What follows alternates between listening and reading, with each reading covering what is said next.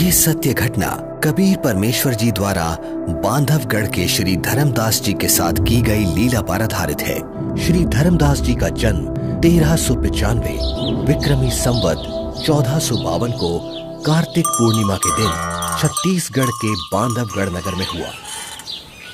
हिंदू धर्म के एक वैश्य कुल में जन्मे धनी धर्मदास जी के बारे में बताया जाता है कि वो इतने धनी थे कि जब कभी बांधवगढ़ पर प्राकृतिक आपदा जैसे अकाल गिरना, बाढ़ आदि आती थी तो वहां के नवाब धर्मदास जी के पूर्वजों से वित्तीय सहायता प्राप्त करते थे। आदरणीय धर्मदास जी इतने धनवान होने के बावजूद भी उनकी बचपन से ही भगवान में अपार श्रद्धा थी, जिसके लिए वो हिंदू धर्म में प्रचलित सभी पूजा भी करते थे और श्री रूपदास जी नाम के एक वैष्णव संत से दीक्षा भी ले रखी थी। अपने गुरुदेव के बताए अनुसार वो नित्य गीता जी का पाठ करते, शालिग्राम की पूजा करते, एकादशी का व्रत करते और श्राद्ध इत्यादि भी करते थे। जब धर्मदास जी वृद्धावस्था की दहलीज पर आ गए तो उन्होंने अपनी पत्नी से तीर्थों की यात्रा करने की बात कही। आमिनी। जी स्वामी। गुरुदेव ने कहा है कि मुक्ति पाने के लिए 68 तीर्थों की यात्रा जरूर करनी चाहिए, इसलिए मैं कल तीर्थ यात्रा पर निकल रहा हूँ। मेरे जाने की तैयारी कर देना, यात्रा के लिए जरूरी सामान बांध देना। ठीक है स्वामी। आमिनी, तुम अपना ख्याल रखना। जी, आप भी अपना ध्यान रखना।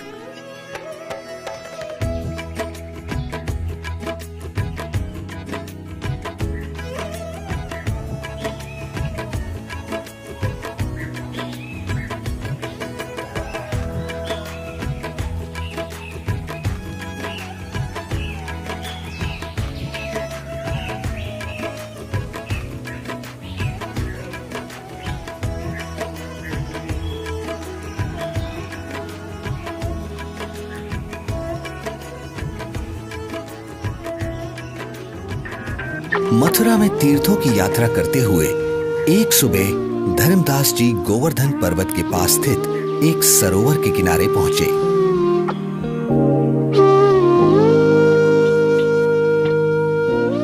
वैसे तो सरोवर का पानी बहुत ही गंदा था, फिर भी वे सरोवर में उतर जाते हैं क्योंकि कहा जाता था कि उसमें नहाने से स्वर्ग मिलता है। इसलिए धर्मदास जी ने उसमें स्नान किया और फिर अपने ठाकुर जी की पूजा करने लगे।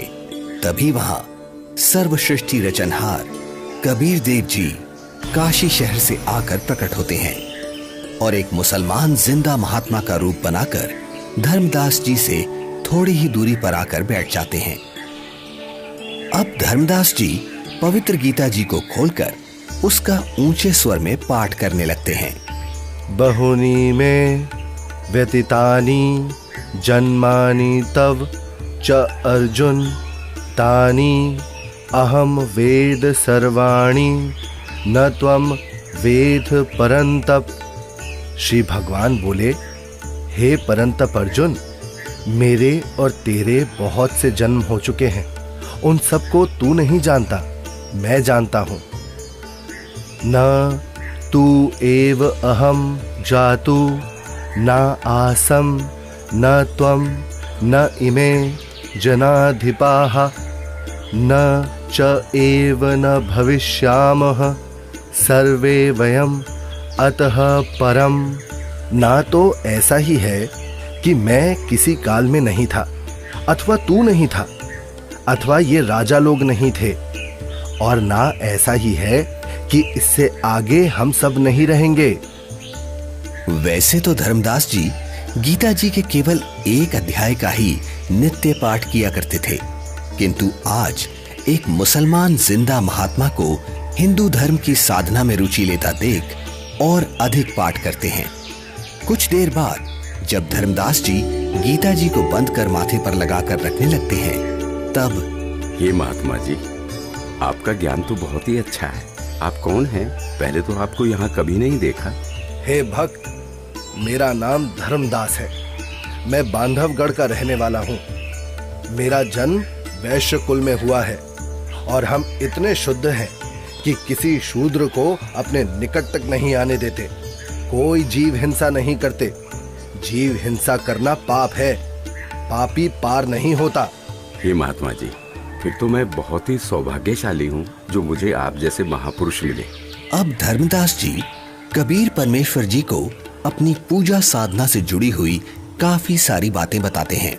कबीर परमेश्वर यानी जिंदा महात्मा धर्मदास जी से पूछते हैं, हे संत जी, मैं परमात्मा के लिए भटक रहा हूँ।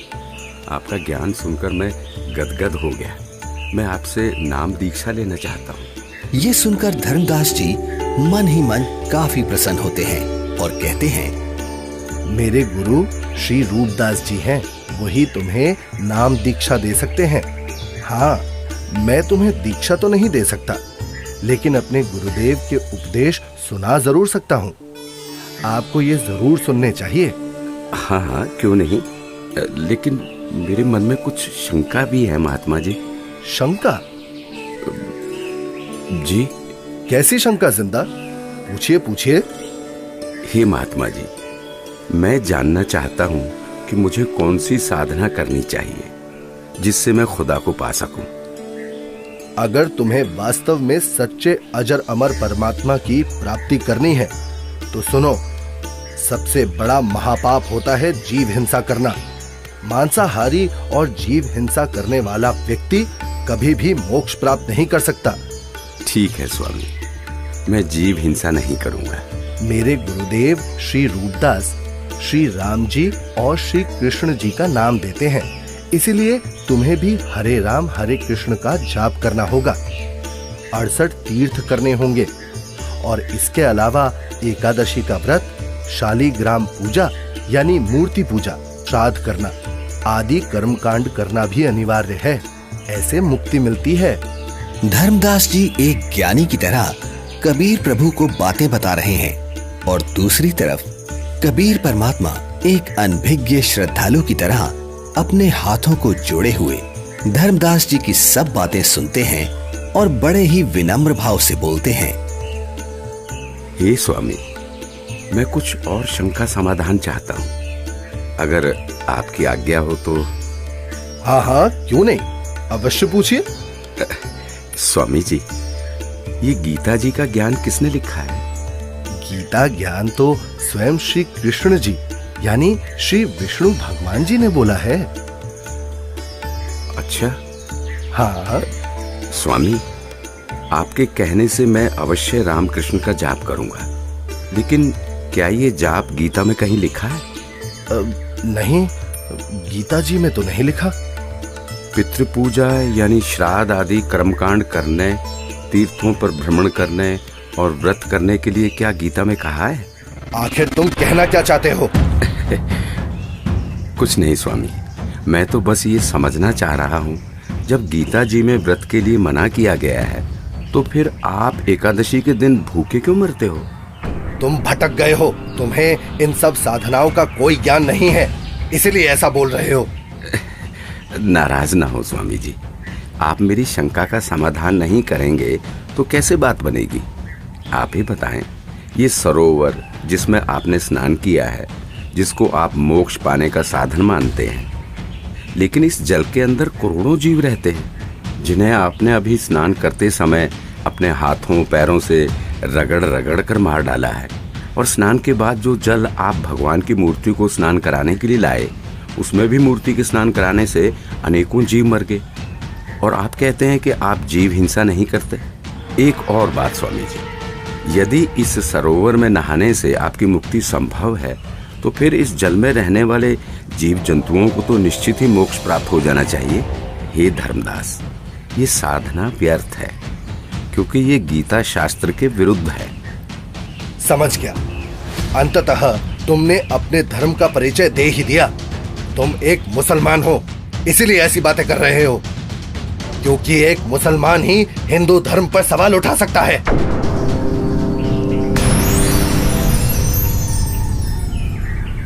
अरे, ये तो गायब हो गए। लगता है ये कोई सामान्य संत नहीं थे। मुसलमान होकर भी उनको हिंदू शास्त्रों का पूर्ण ज्ञान है। ये जरूर कोई देव पुरुष है। वे सही ही तो बता रहे थे। हे परमात्मा, एक बार फिर से वही संत मिले तो मैं अपना हठ छोड़कर नम्र भाव से संपूर्ण ज्ञान समझूंगा।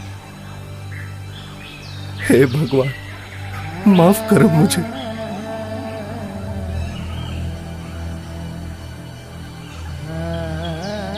वास्तव में गीता जी में कहीं भी हरे राम हरे कृष्ण मंत्र नहीं लिखा है, अपितु पितर पूजा, भूत पूजा, देवताओं की पूजा गीता अध्याय 9 श्लोक 25 में व्यर्थ कहा है। मैं महामूर्ख, मंद बुद्धि, इतना दुर्भाग्यशाली हूं कि संपूर्ण ज्ञान सुने बिना एक महान पुरुष को नाराज कर दिया। हे भगवान, मुझे माफ करो, उस महान आत्मा से फिर मिला दो। मैं इस बार उनकी सारी बातें मानूंगा।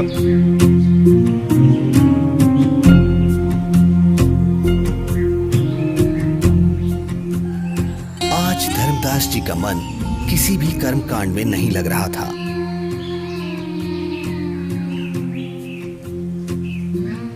तब उन्होंने सब कार्य छोड़कर खाना बनाने के बारे में सोचा। भगवान का प्रसाद बना लेता हूँ और फिर उन महापुरुष की खोज करता हूँ।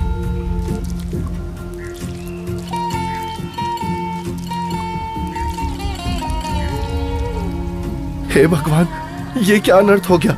इस लकड़ी में तो हजारों चींटियां अंडों सहित मर गई होंगी। हे भगवान, आज जैसा अनर्थ तो कभी नहीं हुआ। बहुत बड़ा पाप कर दिया मैंने। मैं इस पाप से बने हुए भोजन को कदापि नहीं खा सकता। एक काम करता हूँ, इस भोजन को लेकर किसी साधु संत को खिला देता हूँ और स्वयं आज निराहार रहता हूँ, जिससे मैं पाप मुक्त हो जाऊंगा।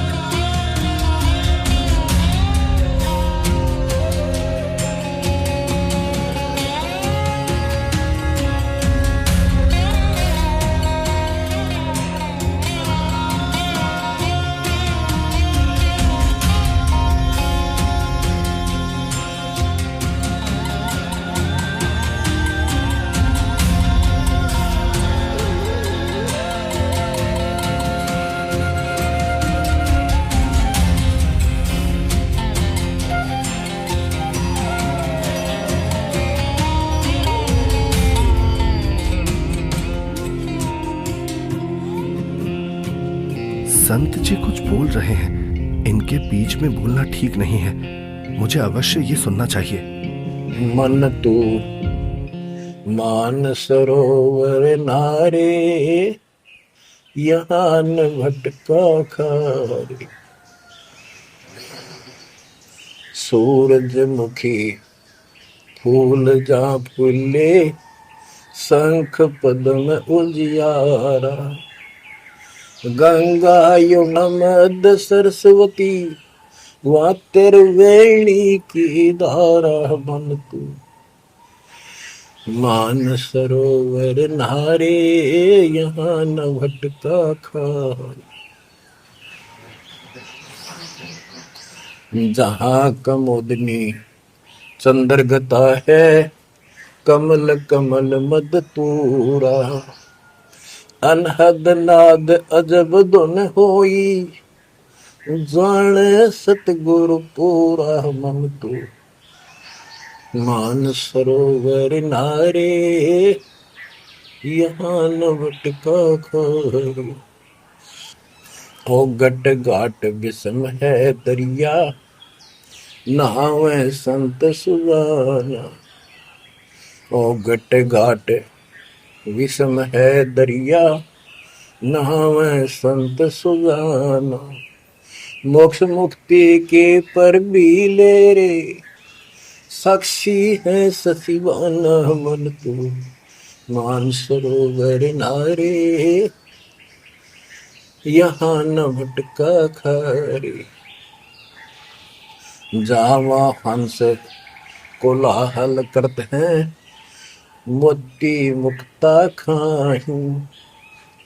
ऐसा देश हमेश हमोरे, अमृत भोजन पाही मन तू मान सरोवर नारे, यहाँ न भटका खारे। शंखों लहरे मेहर की उपजे, कर नहीं जा कोई। शंखों लहरे वहाँ मेहर की उपजे, कर नहीं जा कोई। दास गरीब अचल अविनाशी, सुख का सागर सोई मन तो मान सरोवर नारे, यहाँ न भटका खारे मन तो मान सरोवर नारे, यहाँ न भटका खारे। जो पहले मिला वो जिंदा महात्मा तो मुसलमान था, और ये लाल वस्त्र पहने हुए संत जी तो अपने हिंदू धर्म के जान पड़ते हैं, और बातें भी बिल्कुल जिंदा महात्मा वाली ही बता रहे हैं। इनका शिष्य बनने में शर्म भी नहीं आएगी।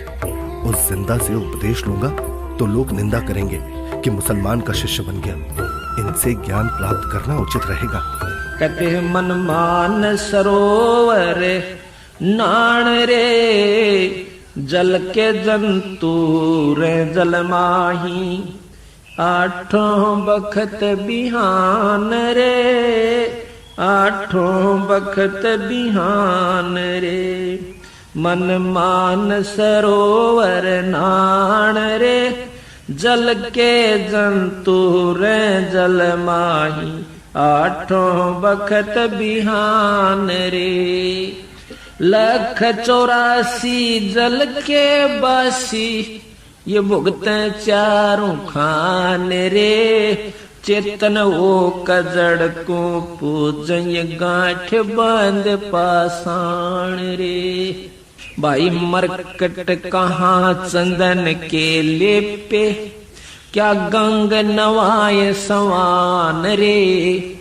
अर सुधी हो न पूछतास की, वो छोड़ को न बाण रे। 12 कोट जहां जम किंकर, बड़े बड़े दैत हवान रे। धर्म राय की दरगाह माही, और खेचा ताण रे फेरे, ओरी खेचा ताण रे। मैं जो साधना कर रहा हूँ उससे यमदूतों द्वारा दिए जाने वाले कष्ट नहीं टलते। इसका मतलब ये सब साधना तो व्यर्थ है। हे महात्मा जी, कृपया भोजन ग्रहण करें। रख दे धर्मदास, बहुत भूख लगी है। इन्हें कैसे मालूम कि मेरा नाम धर्मदास है? मैं भंडारा करता रहता हूँ, शायद इसीलिए ये मुझे जानते हैं।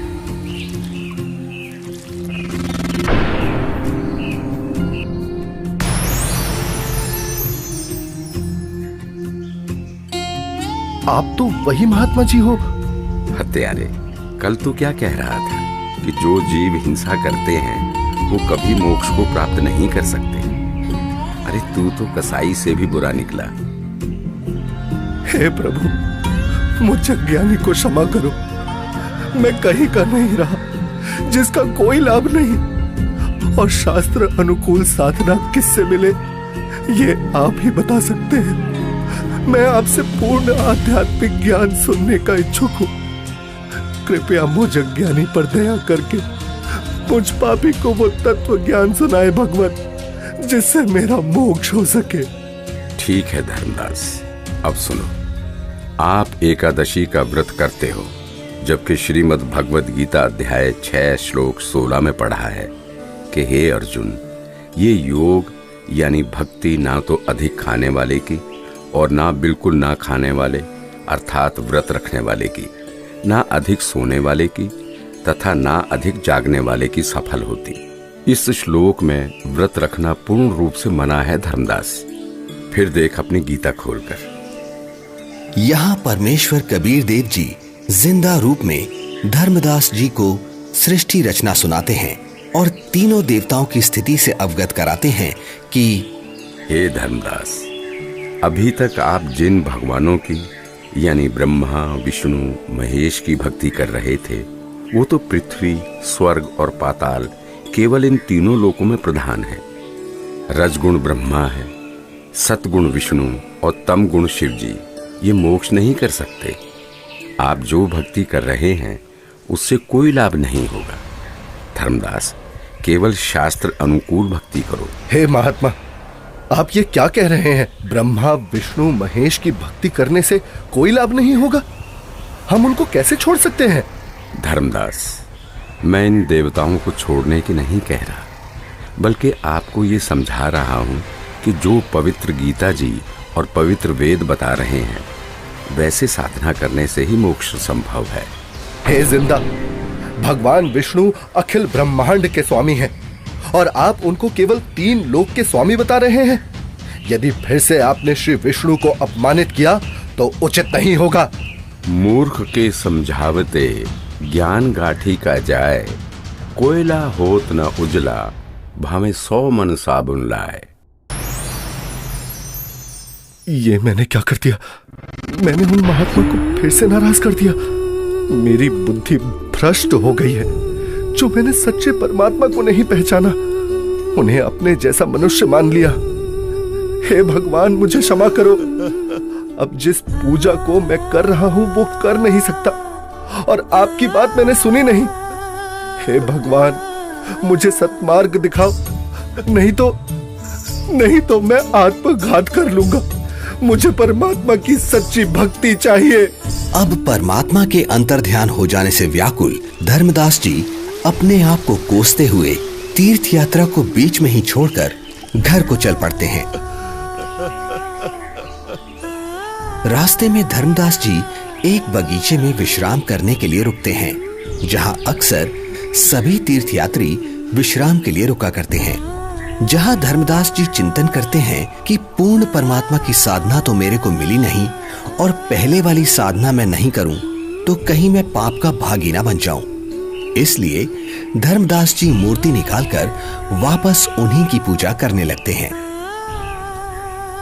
तभी दयालु परमात्मा कबीर देव जी पहले की तरह संत रूप बनाकर वहां प्रकट हो जाते हैं, जिन्हें देख धर्मदास की खुशी का ठिकाना ही नहीं रहता। हे परमात्मा, हे मेरे मालिक, बहुत दया करी दाता, मुझ पापी को माफ करे प्रभु। बैठो प्रभु, मैं आपके खाने के लिए कुछ लाता हूँ। नहीं धर्मदास, अभी इच्छा नहीं है। हे भगवान, यदि आप नहीं खाएंगे तो मेरी आत्मा को कष्ट होगा। ठीक है धर्मदास, जो तेरी इच्छा है ले आ खाने के लिए। धर्मदास के काफी आग्रह करने पर और उनके सच्चे भाव को देखकर परमात्मा कबीर जी पेड़े और बताशे खाने लगते हैं। परमात्मा को पेड़े खिलाते हुए धर्मदास जी बहुत प्रसन्न होते हैं। प्रसाद लेने के बाद परमात्मा फिर से ज्ञान चर्चा करने लगते हैं। हे धर्मदास जी, आप यदि अभी भी इस ज्ञान पर विश्वास नहीं कर पा रहे हैं तो क्यों ना आप एक बार अपने गुरुदेव रूपदास जी से ये सब पूछ के देख लो कि क्या ब्रह्मा, विष्णु, महेश के कोई माता पिता हैं या नहीं, और क्या ब्रह्मा, विष्णु, महेश जी की जन्म मृत्यु होती है? क्या ये देवता आपके पाप कर्म काट सकते हैं? क्योंकि जो ज्ञान मैंने आपको बताया है, पुराणों में ये सब स्पष्ट लिखा है। और हाँ धर्मदास, आप अपने गुरु जी से ये भी पूछना कि क्या आप जो भक्ति बता रहे हैं उससे मुझे मोक्ष की प्राप्ति हो जाएगी? हाँ प्रभु, मैं निश्चित ही गुरुदेव से इन शंकाओं का समाधान अवश्य करवाऊंगा। इसके बाद कबीर प्रभु वहां से चल पड़ते हैं। धर्मदास जी कबीर परमात्मा जी को बेहद व्याकुलता में एकटक देखते जा रहे हैं। प्रभु, प्रभु! लेकिन धर्मदास जी के लिए ये परिस्थिति बहुत असामान्य हो जाती है। धर्मदास जी इतना व्याकुल हो जाते हैं कि वो परमेश्वर कबीर साहिब जी को छोड़ना नहीं चाह रहे थे और पहले वाली साधना भी छोड़ना धर्मदास जी के लिए बहुत मुश्किल हो रहा था। कबीर प्रभु के जाने के बाद धर्मदास अपनी शंकाओं के समाधान के लिए अपने गुरु रूपदास जी के आश्रम की तरफ निकल पड़ते हैं।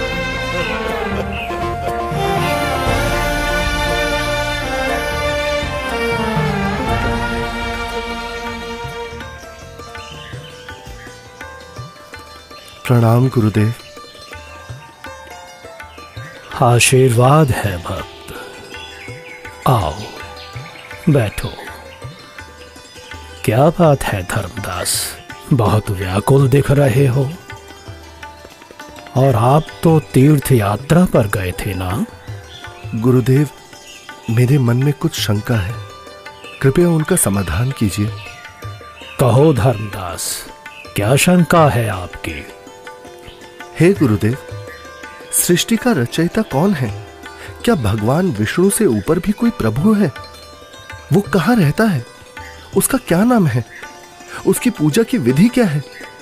और गुरुदेव, क्या आपने जो भक्ति साधना मुझे बताई है, क्या उससे मेरा मोक्ष हो जाएगा? हे धर्मदास, आज तुम ये क्या बोल रहे हो? ऐसा ज्ञान तुम्हें किसने सिखा दिया? तुम लक्ष्मी नारायण की भक्ति करो, ठाकुर जी की सेवा करो और राम कृष्ण जी का जाप करते हुए प्रतिमा पूजा करो, जिससे तुम्हारी मुक्ति हो जाएगी। तुम यात्रा पर जाओ, जगन्नाथ के दर्शन करो, गोमती, गोदावरी इन नदियों में स्नान करो, काशी जाओ, तीर्थ नहाओ, उससे ज्यादा पुण्य होता है और स्वर्ग की प्राप्ति होती है बच्चा। भगवान तो निराकार है, वो ज्योत स्वरूपी निरंजन है जो शून्य में रहता है। हे गुरुदेव, यहां मैं एक बात पूछना चाहूंगा, आप क्रोधित ना होना गुरुवर। हे गुरुदेव, जो ज्योत निरंजन आप बता रहे हैं, वो तो प्रतिदिन 1 लाख मानव खाता है और 1.25 लाख उत्पन्न करता है। गुरुदेव, मुझे जीव भक्षक नहीं, जीवों की रक्षा करने वाला भगवान कौन है वो बताइए। ये ज्योति निरंजन ब्रह्म तो जीवों को खाता है। और गुरुदेव, ऐसा तो आप भी मानते हैं कि एक दिन वैकुंठ समेत तीनों लोक भी नष्ट होंगे, यानी स्वर्ग भी नष्ट होगा। फिर मुझे वहां की भक्ति क्यों बता रहे हो? गुरुदेव, मुझे उस अविनाशी स्थान के बारे में बताओ जिसका जिक्र गीता अध्याय 18 श्लोक 62 में किया है कि हे अर्जुन, तू सर्वभाव से उस परमेश्वर की शरण में जा, उसकी कृपा से ही तू परम शांति को और सनातन परम धाम शाश्वतम स्थानम अविनाशी लोक को प्राप्त होगा। इस प्रकार धर्मदास जी जिंदा बाबा रूप में मिले परमेश्वर कबीर जी से सुनी सृष्टि रचना के आधार पर काफी तर्क रखते हैं, जिसके पश्चात गुरु रूपदास जी कहते हैं, बेटा धर्मदास, जो ज्ञान मेरे पास था वो सब मैंने आपको बता दिया है। इससे आगे का मुझे कोई ज्ञान नहीं है। जो महात्मा आपको मिले हैं वो अवश्य ही कोई पहुंचे हुए महापुरुष हैं। हे गुरुदेव, मुझसे कोई गलती हुई हो तो माफ करना, किंतु जिसने मुझे ये तत्व ज्ञान बताया है, अब मैं उन्हीं के चरणों में जाऊंगा। आज के बाद वही मेरे सद्गुरु होंगे। ठीक है धर्मदास, आप उनको अपना सद्गुरु बनाओ और उनके अनुसार बताई साधना कर लो। इसके बाद धर्मदास जी गुरु रूपदास जी को प्रणाम करके वहां से अपने घर की तरफ निकल पड़ते हैं।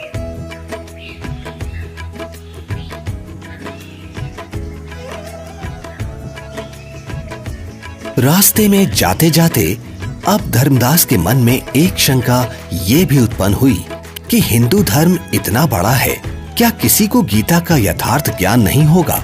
अवश्य कोई ना कोई साधु महात्मा मंडलेश्वर गीता में कहे उस परमेश्वर परम अक्षर ब्रह्म के विषय में जानता होगा।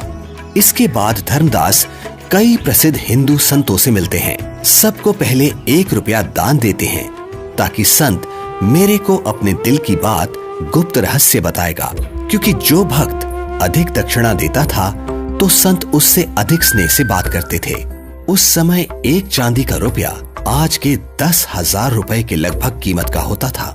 सबसे पहले धर्मदास जी एक वैष्णव महामंडलेश्वर श्री ज्ञानानंद जी के पास जाते हैं, जिनका बहुत अधिक बोलबाला था। हे संत जी, क्या श्री ब्रह्मा जी, श्री विष्णु जी और श्री शिव जी के कोई माता पिता हैं? बच्चा, इनका कोई जन्म मरण नहीं होता, इसलिए माता पिता का तो सवाल ही नहीं उठता। इतना सुनकर धर्मदास जी वहां से चल पड़ते हैं।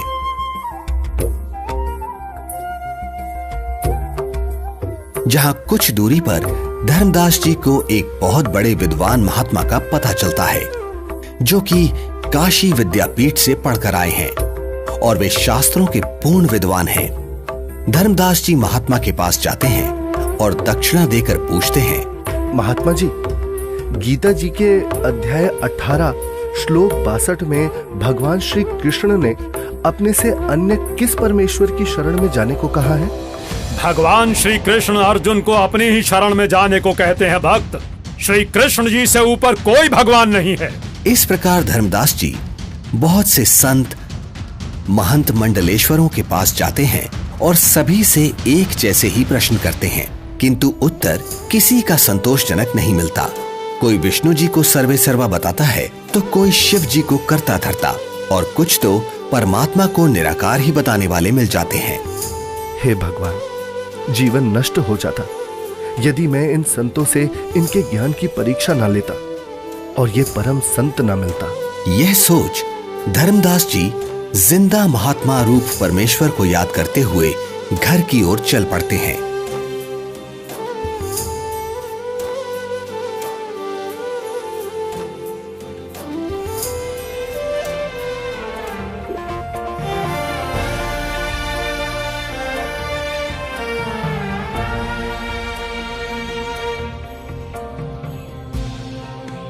जहां मार्ग में एक नदी आती है, जिसके किनारे वृक्ष के नीचे एक हिंदू संत विराजमान दिखाई देते हैं, जिनके पास 4-5 व्यक्ति भी बैठे हैं। धर्मदास जी भी विश्राम करने के उद्देश्य से संत के पास कुछ दूरी पर वृक्ष के नीचे छाया में दूर से ही राम राम करके बैठ जाते हैं। लगता है मुझे इस साधु से भी प्रश्न करना चाहिए। अरे नहीं, जब बड़े बड़े मंडलेश्वरों को ज्ञान नहीं, जिनके पास हजारों शिष्य हैं, तो फिर इसके पास तो क्या ही होगा। यहाँ तो बस 4-5 वृद्ध ही तो बैठे हैं।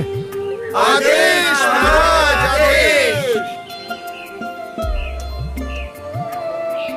हे धर्मदास, हिंदू मंडलेश्वरों ने बता दिया वो परमेश्वर कौन है। मुझ पापी अवगुण हारे को क्षमा करो महाराज, मैंने बड़ी भारी भूल की है। आपने सृष्टि रचना का ज्ञान जो बताया है, उसके सामने सभी संतों का ज्ञान ऐसा है जैसे सूरज के सामने दीपक। धर्मदास, तेरे मन में अन्य संतों से ज्ञान जानने की प्रेरणा मैंने ही की थी। यदि आप इन सब के अज्ञान से परिचित नहीं होते तो फिर भी मेरे ऊपर विश्वास नहीं करते, सोचते रहते कि और संतों के पास भी जाना चाहिए। ये कैसे हो सकता है कि मुसलमान को ज्ञान है, हिंदुओं को नहीं। अब तुम पूर्ण विश्वास करोगे, इसलिए पूर्ण लाभ मिलेगा। मेरे को एक अन्य संत मिला, उसने भी यही आप वाला ज्ञान बताया था। मुझे लगता है वो आप ही हो, आपने रूप बदल रखा है। हे धर्मदास, मैं उनका शिष्य हूँ, वे मेरे गुरु हैं, वे काशी में रहते हैं। यहाँ धर्मदास व जिंदा रूपी परमात्मा की बहुत ज्ञान चर्चा हुई, जिसके बाद मैं अब सतगुरु के दर्शन करने जा रहा हूँ, आज्ञा दो। मुझे सतलोक के दर्शन करा दो, बिना देखे मुझे शांति नहीं होगी। हे धर्मदास, आपको गुरुजी से दीक्षा दिला दूंगा, फिर भक्ति करना। हे जिंदा, आप ही सब कुछ हो, अपने आप को छुपा रहे हो। मुझे सतलोक दिखाओ ताकि मेरी आत्मा को संतोष हो। धर्मदास, नाम लेकर भक्ति करो। जब शरीर छोड़कर जाओगे तो आप वहां सतलोक देखना। हट क्यों कर रहे हो? मैं कितना दुष्ट हूं कि मैंने परमात्मा पर विश्वास नहीं किया, और अब पता नहीं वो फिर दोबारा दर्शन देंगे या नहीं। रोते रोते धर्मदास जी अपने घर पहुंच जाते हैं।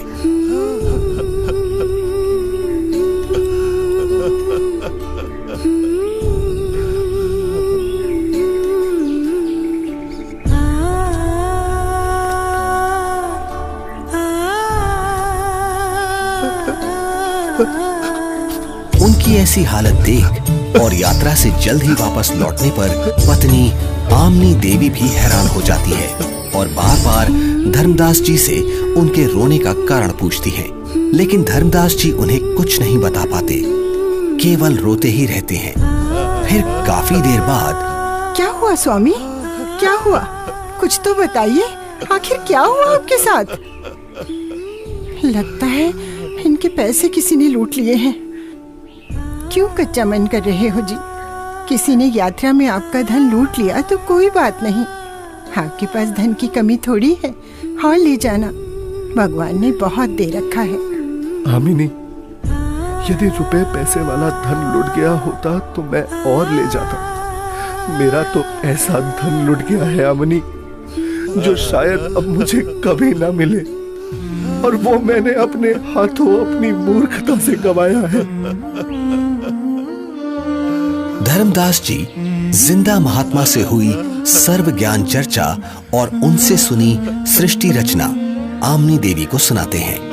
आपने भगवान को क्यों नहीं पहचाना स्वामी? ये क्या किया आपने? बनिया होते हुए भी आप ये सौदा कैसे चूक गए? इसी बात का तो दुख है आमिनी, जीवन में पहली बार मुझसे इतनी भारी भूल हुई है। तावालीन बहे निर्वाणी, मगन रूप साहेब सैलानी, तावा रोवत धर्मनि नागर, कहाँ गए मेरे सुख के सागर। अधिक वियोग हुआ हमसे ती, जैसे निर्धन की लुट जा खेती। कल्प करे और मन में रोवे, दसों दिशा को वो मग रोवे। अधिक वियोग हुआ हमसे ती, जैसे निर्धन की लुट जा खेती। कल्प करे और मन में रोवे, दसों दिशा को वो मग रोवे। हम जाने तुम देह स्वरूपा, हमरी बुद्धि अंधगर कूपा। हम तो मानुष रूप तुम जाना, सुन सतगुरु का किया पियाना।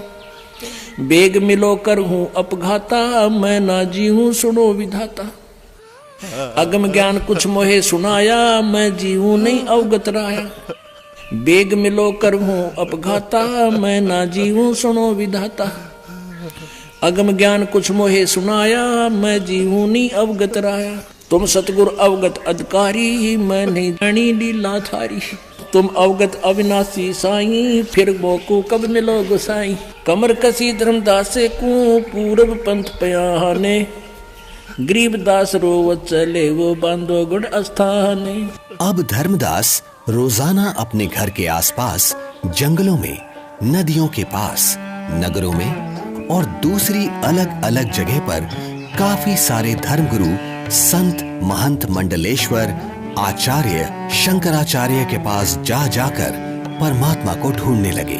कहीं वेश बदल कर बैठे हों, इसलिए प्रश्न भी करते कि श्री ब्रह्मा जी, श्री विष्णु जी, श्री शिव जी के माता पिता कौन है, वो परमात्मा कौन है।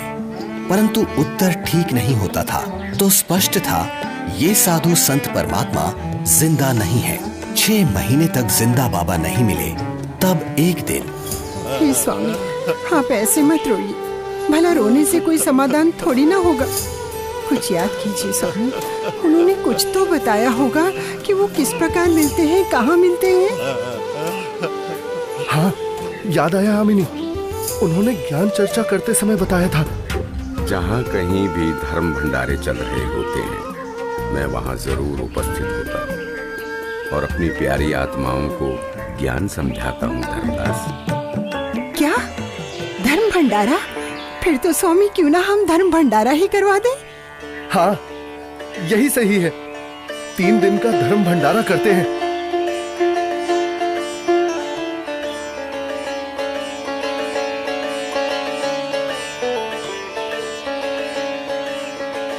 भंडारे का आयोजन शुरू हो जाता है।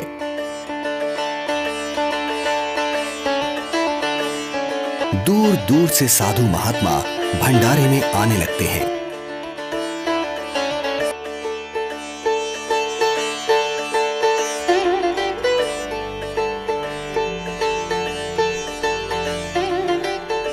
धर्मदास जी भंडारे में हर तरफ घूम घूम कर प्रत्येक संत महात्मा को बड़े ही ध्यान से देखते हैं, किंतु परमेश्वर कहीं भी उनको दिखाई नहीं देते। 2 दिन बीत जाते हैं। धर्मदास जी बहुत मायूस हो जाते हैं और एकटक रास्ते को ही निहार रहे हैं। आज वो मन ही मन संकल्प कर लेते हैं कि प्रभु, आप मुझे अपराधी को दर्शन नहीं दे रहे। हे परमात्मा, आज अगर आप नहीं मिले तो मैं आत्मघात कर लूंगा। तभी अचानक धर्मदास जी की नजर कुछ ही दूरी पर एक कदम के वृक्ष के नीचे जाती है, जहां वही पूर्ण परमात्मा कबीर परमेश्वर जी उसी जिंदा महात्मा के रूप में विराजमान होते हैं, जिन्हें देखकर तो धर्मदास जी की खुशी का ठिकाना ही नहीं है।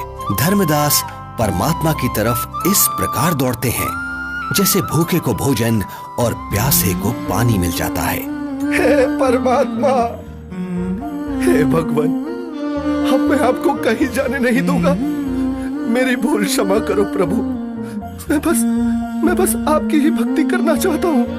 मैं भविष्य में कोई गलती नहीं करूंगा। हे दीनदयाल, मुझे अज्ञानी को माफ कर दो। मैंने अज्ञानतावश आपको बहुत कटु वचन बोले। मुझे माफ करो परवरदिगार, मुझे माफ करो। जब धर्मदास जी ने अपनी गलती की क्षमा मांगी और कभी ऐसी गलती ना करने का बार बार वचन दिया, तब परमात्मा धर्मदास जी के घर गए।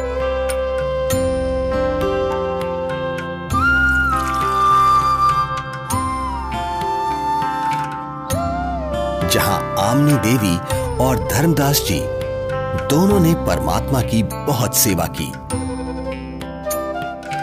और उनसे नाम दीक्षा ली। हे प्रभु, आपका बच्चा बहुत नरम दिल का है। इतना रोया, मैं भी रुला दी। आपकी तड़फ में दिन रात रोता रहा। मैं बार बार हिम्मत हौसला दिलाती, परमात्मा अवश्य मिलेंगे। ये रोते हुए कहते, हमने अब नहीं मिलेंगे। मैंने उनको बहुत बार परेशान किया अपनी मूर्खता व अज्ञान के कारण। फिर रोने लग जाते। आपने अपने दास को इतना कष्ट नहीं देना था।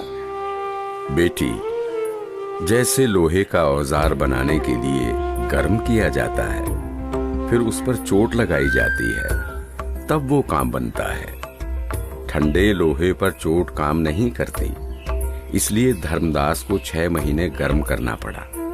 ये काल का वकील बना था। अब जो मैं बताऊंगा ये सब मानेगा और काम का हो जाएगा, यानी मोक्ष प्राप्त करेगा। धर्मदास, आपको वो भगवान मिला है जिसको पाने के लिए राजाओं ने राज त्याग दिए, ऋषियों ने शरीर तक गला दिए। इसलिए अब खूब भक्ति करो ताकि आप हमेशा हमेशा के लिए सतलोक के निवासी बन सको, जहां आपको इतना सुख मिलेगा जो स्वर्ग क्या महास्वर्ग में भी नहीं है। सुंदर बाग, सदाबहार फलदार वृक्ष और दूधों की नदियां बहती हैं, जहां सुंदर नर और नारी रूप में हंस आत्माएं रहती हैं। वे कभी वृद्ध नहीं होते और वहां जाने के बाद कभी मृत्यु भी नहीं होती। धर्मदास, हे महाराज, नाराज ना होना। कृपया मुझे वो अमर लोक दिखाने की मेहर करे परवरदिगार, ताकि मेरा विश्वास दृढ़ हो। आप भक्ति करो। जब शरीर त्याग कर जाओगे तो सतलोक को ही प्राप्त करोगे। धर्मदास जी के अधिक आग्रह करने पर कबीर परमेश्वर जिंदा रूप में धर्मदास जी की आत्मा को निकालकर ऊपर सतलोक में ले जाते हैं। सतलोक, जहां दरबार के द्वार पर खड़े द्वारपाल को परमेश्वर ने कहा कि धर्मदास जी को परमात्मा के दर्शन कराओ। जिंदा रूप परमात्मा पीछे से अपने सिंहासन के पास चले गए, जिसके कुछ ही देर बाद देखते ही देखते वहां पर बहुत सारे हंस तथा हंसनी इकट्ठे होकर नाचते गाते हुए धर्मदास जी को परमेश्वर के सिंहासन के पास लेकर जाते हैं, जहां परम अक्षर ब्रह्म कबीर साहिब जी, जिनके एक रोम का प्रकाश करोड़ों सूर्य और करोड़ों चंद्रमा के प्रकाश से भी कई गुना अधिक था, वो एक बहुत ही सुंदर सिंहासन पर विराजमान है।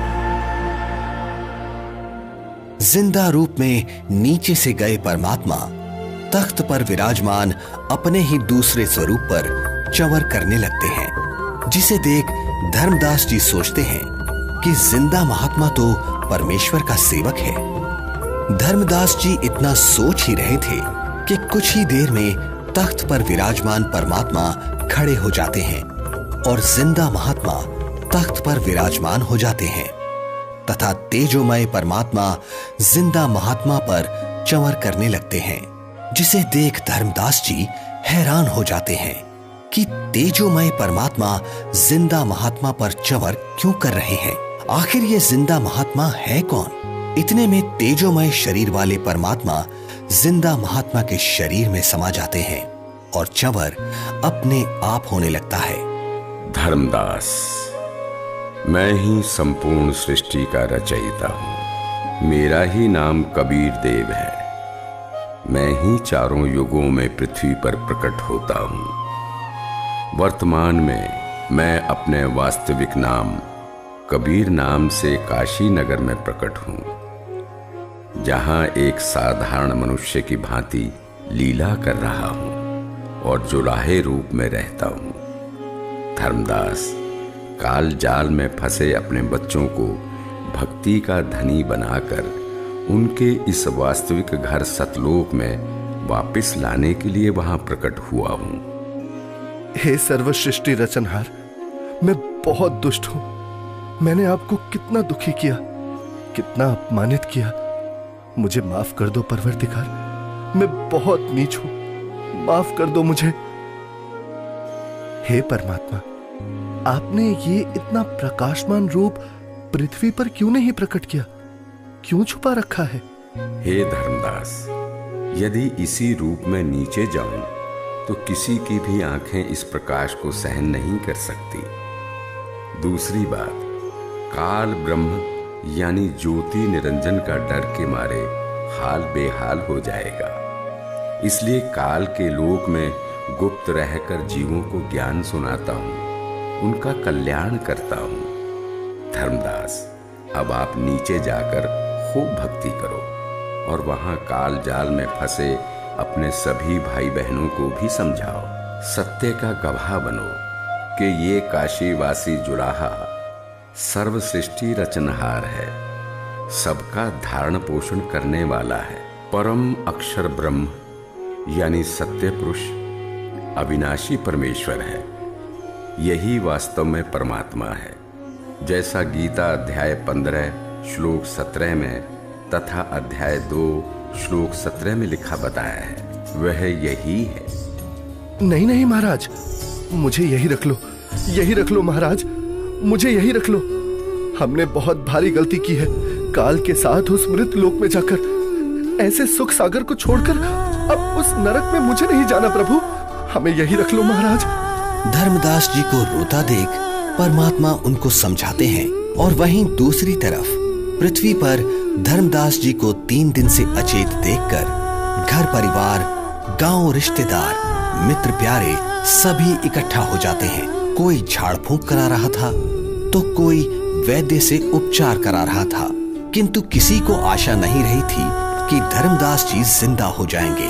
आमिनी देवी का भी रो रो कर बुरा हाल हो जाता है।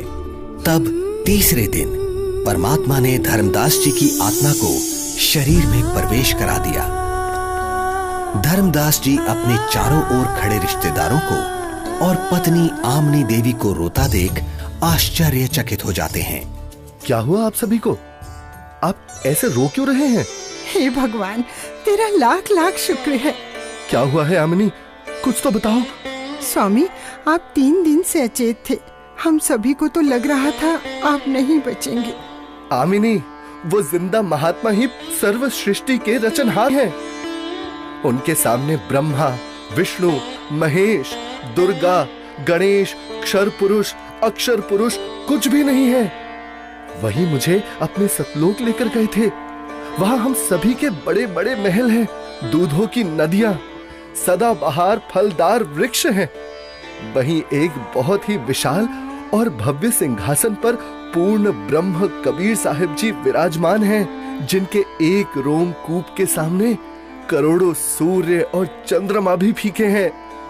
सतलोक का वर्णन करते हुए अचानक धर्मदास जी को परमात्मा के काशी में प्रकट होने वाली बात याद आती है, जिसके बाद धर्मदास जी काशी नगर में जाकर कबीर जुलाहे रूप में आए परमात्मा की झोपड़ी का पता करते हैं। जहां असंख्य ब्रह्मांडों के स्वामी कबीर परमेश्वर जी को कपड़ा बुनने का कार्य करते देख धर्मदास जी को बड़ा ही आश्चर्य होता है। हे प्रभु, मुझ अज्ञानी को क्षमा करो प्रभु। मुझे विश्वास नहीं हो रहा था कि आप ही परमात्मा हैं, आप ही परम अक्षर ब्रह्म हैं। इस वेशभूषा में तो आपको कोई भी नहीं पहचान सकता। इसके बाद परमेश्वर कबीर जी ने धर्मदास जी को सतनाम दिया, जिसे पाकर धनी धर्मदास जी बहुत खुश होते हैं। हे प्रभु, बड़ी दया करी आपने, मेरा तो जीवन सफल हो गया। बेटा धर्मदास, अब आप अपने घर जाओ और भक्ति करो, मैं वहीं आऊंगा। जी जरूर आना परमात्मा, वहां मेरे बेटे को भी समझाना और आमिनी को भी सतनाम देना। ठीक है बच्चा, मैं जरूर आऊंगा। हे परमात्मा, आप बहुत दयालु हो जो आपने हमें शरण में ले लिया। हे प्रभु, आपने हम दोनों को तो शरण में ले लिया, किंतु मेरा इकलौता पुत्र नारायण दास, वो काफी समझाने के बावजूद भी आपके इस सत्य ज्ञान को स्वीकार नहीं कर रहा। बेटा धर्मदास, तेरे बेटे नारायण दास के रूप में काल ने तुम्हारे घर पर अपना दूत भेज रखा है। वो नहीं मानेगा। आप इसको मत देखो, अपनी भक्ति पर ध्यान दो। यह बात सुनकर धर्मदास को बहुत दुख हुआ और विश्वास नहीं हुआ कि मेरा बेटा नारायण दास काल का दूत है। परमात्मा समझ गए कि धर्मदास पुत्र मोह में अपना जीवन नष्ट करेगा। धर्मदास, आप पुत्र को बुलाओ, मैं भी समझाता हूँ। बच्चा है, मान जाए तो। बेटा नारायण दास, आज गुरुजी आए हैं, उनके चरण स्पर्श कर आशीर्वाद ले ले, तेरा भी कल्याण हो जाएगा बेटा। पिताजी, आपके ऊपर इस जुलाहे ने जादू कर दिया है, आपका दिमाग खराब कर दिया है। आपने देवी देवताओं व पितर पूजा छोड़ दी है। मैं उसकी शक्ल भी नहीं देखना चाहता। बेटा, एक बार चल, फिर ना जाना। धर्मदास जी के अधिक आग्रह करने पर नाराज अवस्था में नारायण दास चल पड़ता है। जाकर थोड़ी दूरी पर कमरे में सतगुरु के सामने बैठ जाता है। परमात्मा समझाने लगते हैं, किंतु नारायण दास कुछ भी समझने को तैयार नहीं होता। बेटा, पूर्ण परमात्मा की भक्ति करो, आपका भी मोक्ष हो जाएगा। मैंने नहीं सुननी आपकी झूठी कहानी। धर्मदास, देख, बेटा नारायण दास कितना सुंदर है, भोला भाला है।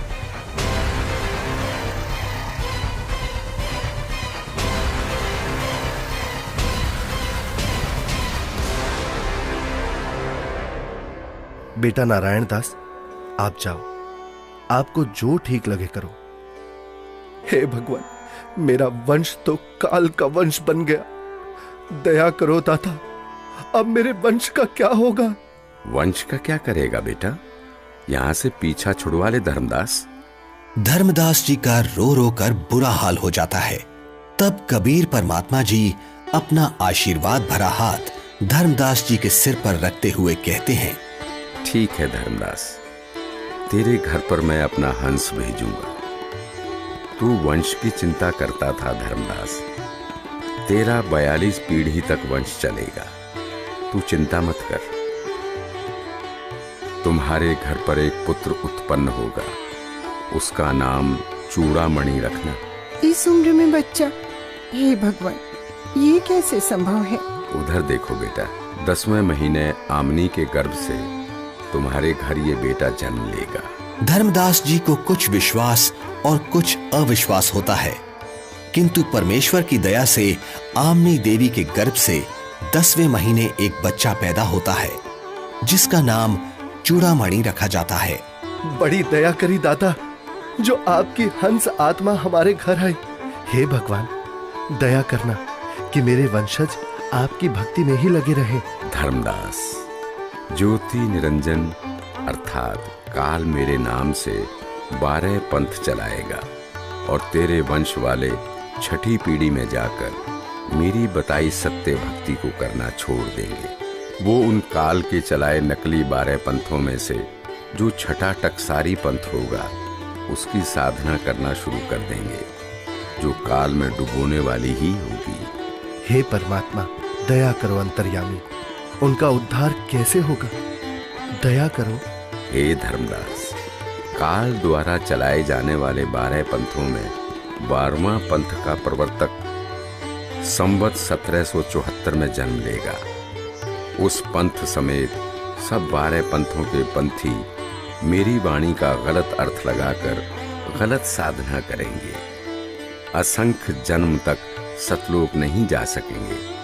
उसी 12वें पंथ में हम ही प्रकट होंगे। हम गुप्त रूप से लीला करेंगे। धर्मदास, मैंने तेरे को 42 पीढ़ी तक तुम्हारा वंश कलयुग में चलने का आशीर्वाद दिया। तेरे वंश वालों का उद्धार मेरे द्वारा भेजे जाने वाले मेरे कृपा पात्र महापुरुष से होगा। जिस समय कलयुग 5505 वर्ष बीत जाएगा, तब वो महापुरुष मेरा भेजा हुआ आएगा। अर्थात उसे मुझे ही समझ, वो सारे संसार के प्राणियों का उद्धार करेगा। उस समय तेरे बिंद वाले यानी तेरी 42 पीढ़ी वाले हों या सारा संसार, जो भी उससे नाम दीक्षा लेगा उन सबकी मुक्ति हो जाएगी। मेरा आशीर्वाद है। आज वर्तमान में स्वयं कबीर परमात्मा के अवतार बंदी छोड़ सतगुरु रामपाल जी महाराज आए हुए हैं, जो कि सर्व समाज को सतभक्ति प्रदान कर रहे हैं, जिनसे नाम दीक्षा लेकर भक्ति करने से सर्व सुख व पूर्ण मोक्ष की प्राप्ति होती है। सत साहिब जी।